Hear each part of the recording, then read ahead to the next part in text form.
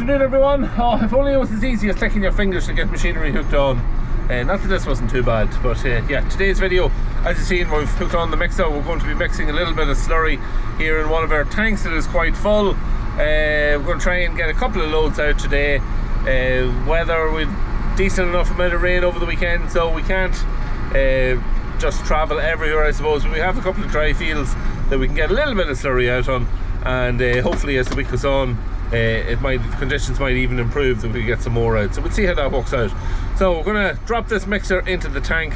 Let's see if I can get it in without catching anything on the side or any of the steelwork protection.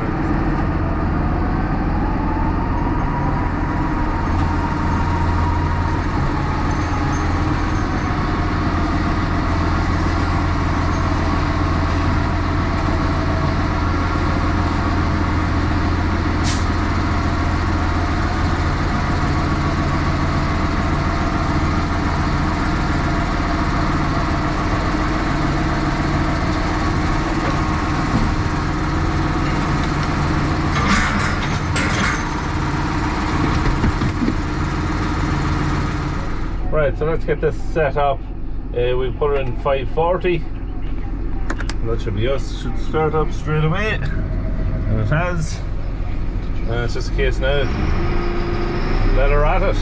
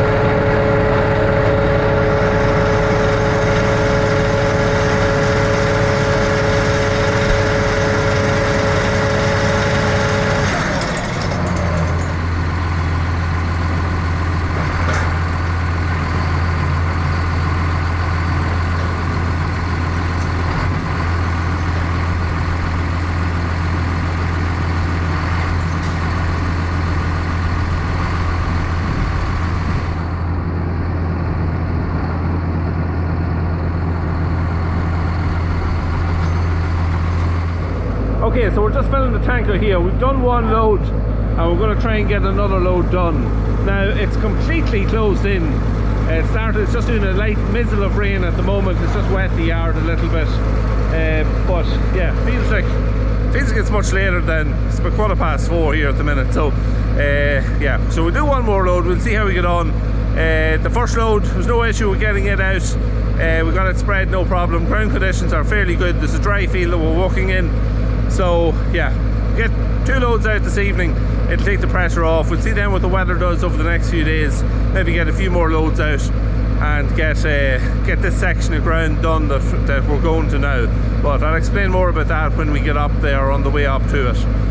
So yeah, let's get this tanker filled.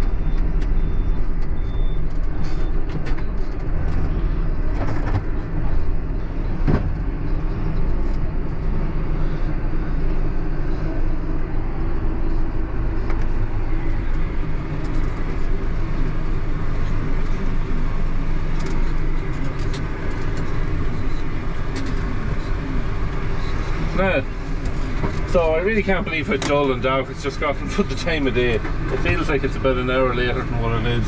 But anyway, yeah, so it's a bit of grazing ground. We hope to get some of our cows that calve early. We hope to get them out onto this bit of ground. So yeah, we want to leave a bit of early grass on it anyway. So hence why we are slurrying it now at the moment. So just going to let the tank build up a little bit of pressure. Get into the correct gear. Be ready to pull off when the pressure builds up fully.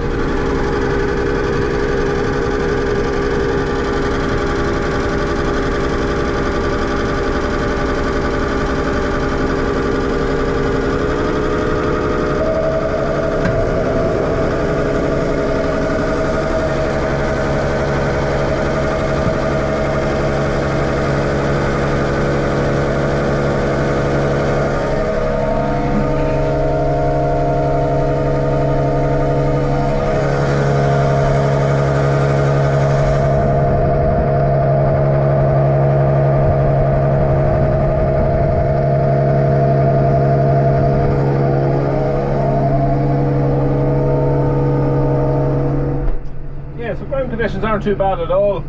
There was a load of water put out here last week on this here. You can see where I drove on it already. Just on this, one load of water put out on it. But even so, even though there was quite a bit of rain over the weekend, yeah, it was still not too bad. There's the GoPro.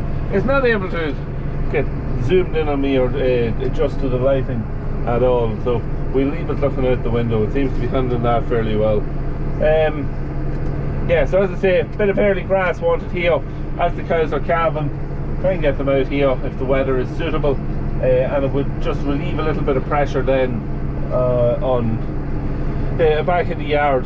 If you can get a few cows out, if you can get even 6, 8, 10 cows out and grazing in those early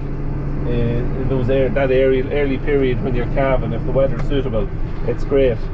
It just takes the pressure off with space back in the yard.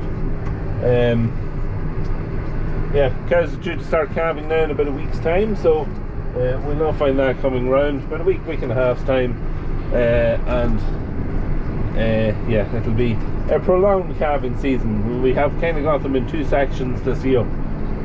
First batch of about 20 or 25 are due to calve over the space of the first 4 weeks, and then the next batch then are a little bit later than that. So yeah, it's great to have it spaced out a little bit and not have them all coming at once. Now, so that is that section there done, and we'll go up here and just continue on where we finished our last load.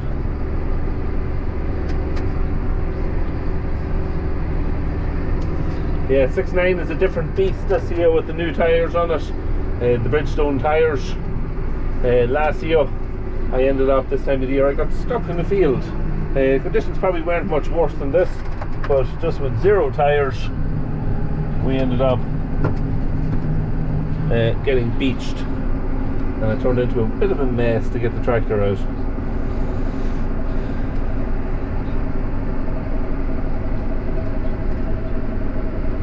Yeah, so putting on quite a nice coat in the slurry. It should bring the grass on nicely here.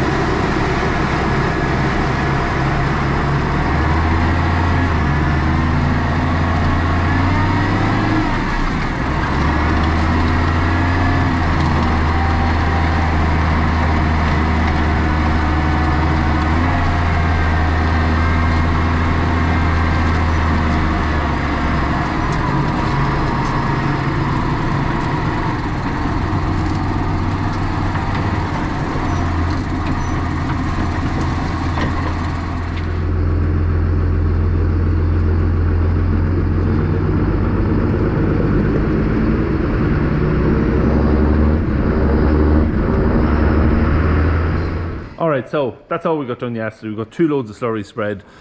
So not the greatest footage that you're ever going to see of slurry spreading. No drone footage, nothing like that. It was just the fact that it turned wet as I was about to do it. Didn't help. And it's kind of been wet ever since. It's been raining on and off all day. Not suitable now for spreading slurry at all. So it's kind of just at a standstill now for the next day or two until we see what it does. But yeah, we're just about to start feeding the cattle. Yeah, I'm just going to pull it down. We'll start to load the meal into it and silage and all that kind of stuff. But I wanted to talk about a little bit of an issue that I've had this year that I haven't noticed before. And there's always something different or something new to try and catch you out a little bit. But when we're feeding cattle, we usually try to have it in such a way that you see the way the floor here is kind of licked clean. Well, we want to have the cattle eaten in a 24-hour period, the proper amount of meal, potatoes, and so on. And there's always a little bit of a balancing act with that, because say for example, these cattle, when we put them in at first, they were eating 30 kilos per head per day, which is very good. The big intake of feed, the feed was quite moist, so they were able to intake that amount of feed, and was great. But since Christmas, they have started to ease back, which is very, very much normal. They've eased back on their intake. It's back down to about 28 kilos per day.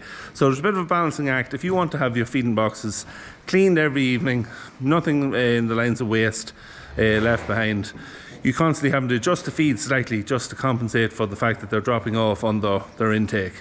And usually to ensure that they still are getting the right amount of potatoes, beet, and your meal, you have to reduce the silage. That's what we always do. So bit of a balancing act in that, just to get that right. But what we've noticed is over this side, they're not licking the feed boxes clean. You can see right the whole way down, they're just not licking them clean. Bit of feed left in them. So I've reduced it back slightly more on these. Makes no difference, they always leave this amount here. But kind of only just copped on what has been happening and why that they haven't been licking it clean. And it's mostly where the heifers is. And it's very straightforward, and I should have probably copped it a bit earlier. They're pissing in the feeding boxes. And let's face it, if your own plate was covered in urine, you wouldn't want to eat the feed of it either. So yeah, it's something new. We've fed heifers before. It doesn't seem to be such an issue, but even just today, when I was in, sometimes they dung in the feed box, so you have to just go in and scrape it out. I just seen 3 of them stood up, reversed over, and done the business straight into the feed box. And if you look at it, it's nearly in sections. So you can see along here, it hasn't been eaten that clean. You go down the bottom side here, it's licked clean in that point. So it's basically, it's licked not too bad here, it's fairly clean in this point here. And then you go down a little bit more feed. So bit of an issue. Don't think there's any way really of stopping it. They're not going to stop reversing up and doing it. And of course, over the other side where the bulls is, completely clean, no issue at all. So something new that's trying to catch you out every year. One of the things that has worked, I haven't really talked much about the beefing this year, but I'll do a video over the next week or so on the beef cattle and just how they're performing and how they're doing. But we had an issue going back over the last number of years where we would have what we always called busted tails. So usually when you'd have your cattle in for a couple of months in on full feed, some of them would start bleeding from their tails. Sometimes you wouldn't see it, it could be underneath a piece of dung. We used to put it down to cattle standing on each other's tails in the pen, cutting them and them taking an infection. But it actually turned out it was something a bit more different than that. Mytoxins in the feed. So could be in your feed that you're buying in, where there could be a little bit of maybe it wasn't stored just at the 100% right moisture, heated a little bit, and these mytoxins form in it. Cattle feed them in or intake them, and it can cause them then to take these issues. Huge issue for us, because what used to happen was in our beef cattle we used to lose say 5 or 6 every year, where they'd go down, not be able to get up, and then you can't slaughter them because they can't walk up the line. So it wouldn't be much signs of it unless you actually seen the tail busted.